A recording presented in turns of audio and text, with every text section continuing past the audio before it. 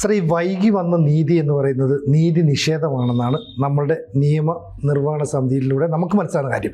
ഇപ്പോൾ ഉത്തർപ്രദേശിൽ നിന്ന് കേൾക്കുന്ന ഒരു വാർത്ത, 46 വർഷത്തിന് ശേഷം ഒരു കൊലപാതക കേസിൽ കോടതി ശിക്ഷ വിധിച്ചു എന്നാണ്. ഇതൊരു നീണ്ട കാലയളവ് തന്നെയല്ലേ? അല്ല, അത് പരമാവധി ലഭിക്കാവുന്ന ശിക്ഷ 14 വർഷം ജീവപര്യന്തം. ഇരട്ട ജീവപര്യന്തമാണെങ്കിൽ ഇരട്ട ജീവപര്യന്തം കിട്ടാവുന്ന ഒരു കുറ്റമല്ല ഇത്. 2 ശിക്ഷ എന്ന് പറഞ്ഞാൽ 14, 14, 28. 3 എന്ന് പറഞ്ഞു കഴിഞ്ഞാൽ 28, 10, 38, 4, 42. അപ്പോൾ 3 ശിക്ഷ അനുഭവിക്കുന്ന കാലയളവും 4 വർഷവും കഴിഞ്ഞിട്ടാണ് ഈ കേസിൽ വന്നിരിക്കുന്ന സംഭവം. എന്താണെന്ന് വെച്ചാൽ 1979 ഈ സംഭവം നടക്കുന്നത്. 1979 കോളേജ് യൂണിയൻ ഇലക്ഷനുമായി ബന്ധപ്പെട്ട് 2 വിദ്യാർത്ഥി സംഘടനകൾ തമ്മിലുണ്ടായ ഒരു സംഘർഷമാണ്. അതിൽ ഈ 21 വയസ്സുള്ള ഹരിശങ്കർ എന്ന് പറയുന്ന ഒരു വിദ്യാർത്ഥി നേതാവ് 19 വയസ്സുള്ള കൃഷ്ണകുമാർ എന്ന് പറയുന്ന വേറൊരു വിദ്യാർത്ഥി നേതാവുമായിട്ടുള്ള സംഘടനത്തിൽ അയാളെ കുത്തി. അയാൾ കുറച്ച് ദിവസം ആശുപത്രി കിടന്ന് 79 ഡിസംബർ 4 അയാൾ മരിച്ചുപോയി. ഇതാണ് സംഭവം.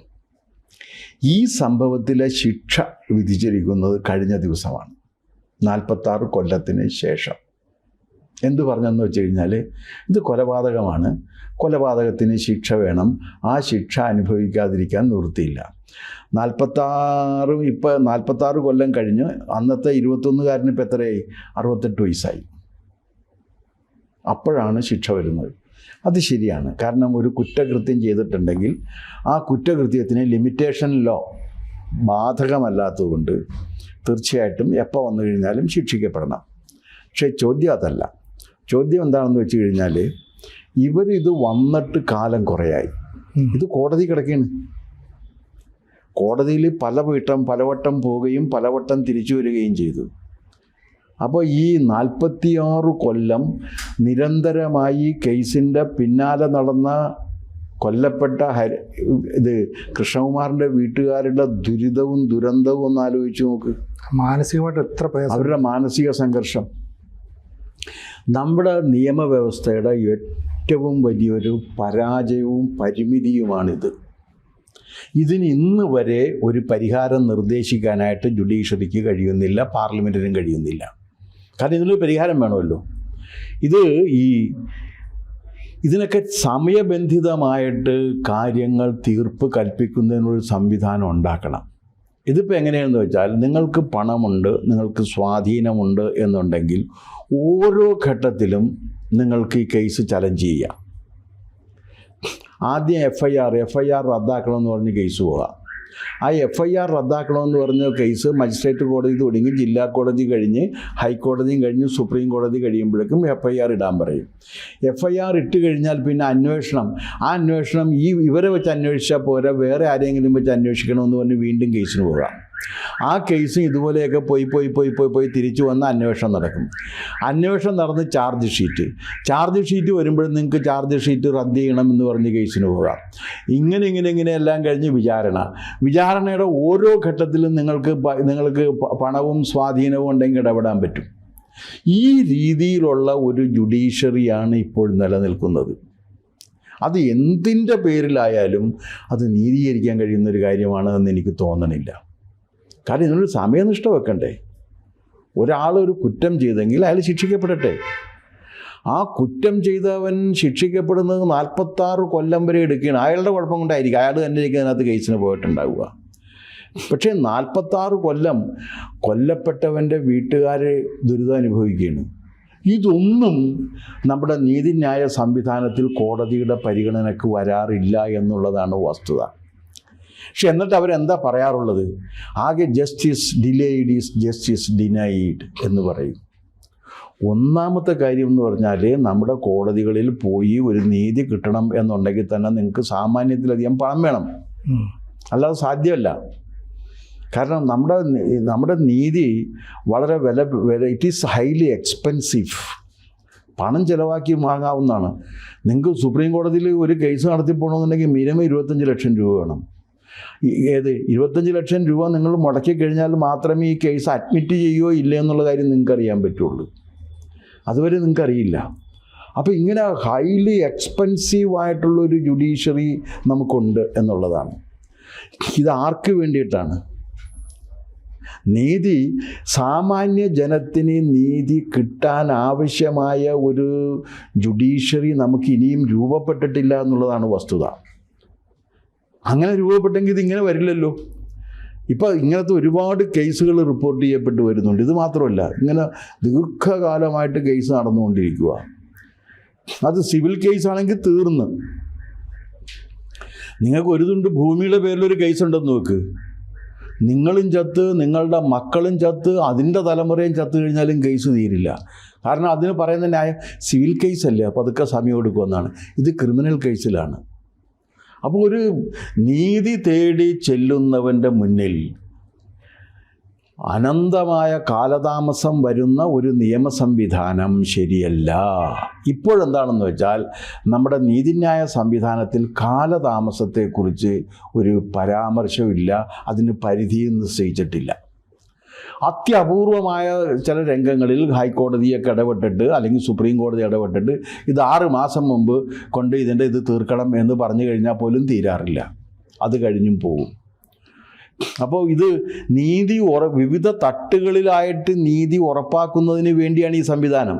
കാരണം മജിസ്ട്രേറ്റ് കോടതിയിൽ നിന്ന് ജില്ലാ കോടതി, ജില്ലാ കോടതിയിൽ നിന്ന് പിന്നെ ഹൈക്കോടതി, ഹൈക്കോടതിയിൽ നിന്ന് സുപ്രീം കോടതി, ഇതൊക്കെ പോയി വരുമ്പോഴേക്കും വിവിധ രംഗങ്ങളിലൂടെ വന്ന് നീതി നിയമം സൂക്ഷ്മത്തിൽ വ്യാഖ്യാനിച്ച് പഠിച്ചതിന് ശേഷം ഇത് ചെയ്യാൻ കഴിയുമെന്നാണ് ഇവർ വിശ്വസിച്ചിട്ടുള്ളൊരു കാര്യം. ഇപ്പോൾ ഗോവിന്ദച്ചാമി കേസിൽ തന്നെ സുപ്രീം കോടതി പറഞ്ഞത് കൊലപാതകം നടത്തിയിട്ടുണ്ടെന്നുള്ള കാര്യം ഉറപ്പാണ്, പക്ഷേ അയാൾ എന്തോ ചെയ്തതിന് തെളിവില്ല എന്നാണ് പറഞ്ഞത്. സുപ്രീം കോടതിയുടെ കണ്ടെത്തലായിരുന്നു, നമുക്കൊന്നും പറയാനില്ല അതിനകത്ത്. ഗോവിന്ദച്ചാമിക്ക് അനുകൂലമായിട്ട്, കാരണം ഇത് ഏത് കുറ്റവാളിക്കും അവൻ ചെയ്ത കുറ്റത്തിനനുസരിച്ച് ശിക്ഷ കൊടുക്കാൻ പാടുള്ളൂ എന്ന് പറഞ്ഞിട്ട് വധശിക്ഷ വിധിക്കപ്പെട്ടിരിക്കുന്ന rarest of the rare crimes ആയിരുന്നു. ആ റയറസ്റ്റ് ഓഫ് ദ റയർ ക്രൈംസിൻ്റെ പേരിൽ വധശിക്ഷ വിട്ടിരിക്കുന്ന ആൾക്ക് റയറസ്റ്റ് ഓഫ് ദ റയർ അല്ല എന്ന് സ്ഥാപിക്കുന്നതിന് വേണ്ടി സുപ്രീം കോടതി കണ്ടെത്തിയത്, ബാക്കിയൊക്കെ അവർ സ്ഥാപിച്ചിട്ടുണ്ട് പക്ഷേ മറ്റത് സ്ഥാപിച്ചിട്ടില്ല, അതുകൊണ്ട് ഇത് വധശിക്ഷയിൽ നിന്ന് ഒഴിവാക്കിയെന്നാണ് പറഞ്ഞത്. വധശിക്ഷയിൽ നിന്ന് ഒഴിവാക്കി കഴിഞ്ഞപ്പോഴേക്കും അയാൾ വളരെ ഹാപ്പിയായി. അയാൾ പിന്നെ ചെയ്തത് എന്താണെന്ന് വെച്ചാൽ ജയിലിൽ നിന്ന് പുറത്തു കിടക്കാനാണ്. അത് ആ കേസ് അന്വേഷിച്ച കക്ഷി ഇന്നലെ ആ SP കഴിഞ്ഞ ദിവസം ഇരുന്ന് പറയുന്നത് കേട്ട്. കാരണം അവർ ഫുൾ പ്രൂഫായിട്ട് എല്ലാം കൊണ്ടേ കൊടുത്തിട്ടുണ്ട്, പക്ഷെ സംശയത്തിൻ്റെ ആനുകൂല്യം ആ പ്രദേശത്തുണ്ടെന്നും പറഞ്ഞിട്ട് പ്രതി എവിടെയാണ്. അപ്പോൾ ഇങ്ങനെ വളരെ ഇലൂസീവ് എന്ന് പറയാവുന്ന വിധത്തിലുള്ള ഹൈലി സബ്ജക്റ്റീവായ ഒരു ഇൻ്റർപ്രിട്ടേഷൻ പലപ്പോഴും ജുഡീഷ്യറിയിൽ വന്നുപെടാറുണ്ട്. ഇത് ഹൈലി സബ്ജക്റ്റീവാണ്. ആ ഘട്ടത്തിൽ നമുക്ക് ജഡ്ജിയുടെ നീതിബോധത്തെ അല്ലാതെ വേറെ ഒന്നിനെയും ആശ്രയിക്കാൻ പറ്റില്ല. വേറെ എന്തിനെ ആശ്രയിക്കും? സുപ്രീം കോടതി ഒരു കേസിൽ വിധിയും കൂടി പറഞ്ഞു കഴിഞ്ഞാൽ ഇനി അതിനകത്ത് വേറെ അപ്പീലും ഇല്ല. എന്തു ചെയ്യും? അപ്പോൾ ശരിക്കും പറഞ്ഞാൽ ഈ നീതി കൃത്യസമയത്ത് കിട്ടിയില്ലെങ്കിൽ ആ പരാതിക്കാരൻ അല്ലെ അവരുടെ ആ വാദിയുടെ ഭാഗത്തുള്ള ഒരു കുടുംബത്തിൻ്റെയൊക്കെ ഒരു അവസ്ഥ അത് നമുക്ക് ചിന്തിക്കാം. 46 കൊല്ലം ഈ കേസിൻ്റെ പുറകെ നടന്നിട്ടുള്ള ഇവൻ്റെ അച്ഛനും അമ്മയും ഉണ്ടല്ലോ, അവരൊക്കെ ഇപ്പോൾ ഒരുപക്ഷെ ജീവിച്ചിരിക്കുന്നുള്ളൂ എന്ന് എനിക്കറിയില്ല. അവരുടെ അവസ്ഥകളൊന്ന് ആലോചിച്ച് നോക്ക്. അവർക്ക് അന്ന് ഇപ്പോൾ ഒരു 20 വയസ്സിലോ വല്ലത് ഇവൻ ജനിച്ചു എന്ന് പറഞ്ഞാൽ പോലും അവർക്കന്ന് 41 വയസ്സായി. 41 46 വരുമ്പോൾ എത്രയേ 90 വയസ്സിൻ്റെ അടുത്ത് വരുന്ന പ്രായമുള്ളവരാണ്. അവർ ഇത്രയും കാലം ഇതിനു വേണ്ടി ജീവിച്ചിരിക്കേണ്ടി വരെയാണ്. അതൊന്നും നമ്മുടെ നീതി ദേവത പരിഗണിക്കാറില്ല. ഇത് ഇത്തരം കാര്യങ്ങൾക്കൊരു പരിഹാരം നിർദ്ദേശിക്കുക എന്നതുകൂടി ജുഡീഷ്യറിയുടെ കടമയല്ലേ? ജുഡീഷ്യറി അതും ശ്രദ്ധിക്കണ്ടേ? അതെ. ഈ നമ്മുടെ ജുഡീഷ്യറിയിൽ ഇതിങ്ങനെ അനന്തമായി ഈ പ്രക്രിയ നീണ്ടു പോകുന്നതിന് പരിഹാരം കാണുക എന്നതുകൂടി വേണം.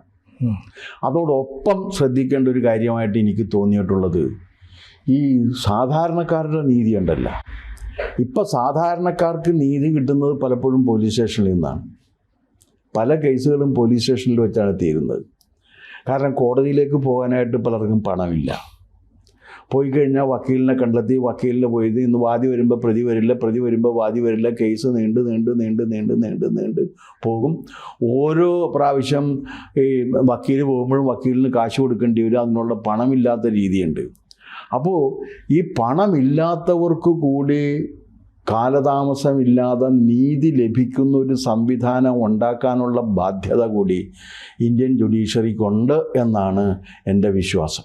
കൂടുതൽ വാർത്തകളും വിശേഷങ്ങളും നിങ്ങളിലേക്ക് എത്താൻ ABC മലയാളം സബ്സ്ക്രൈബ് ചെയ്യുക, ബെൽ ബട്ടണും അമർത്തുക.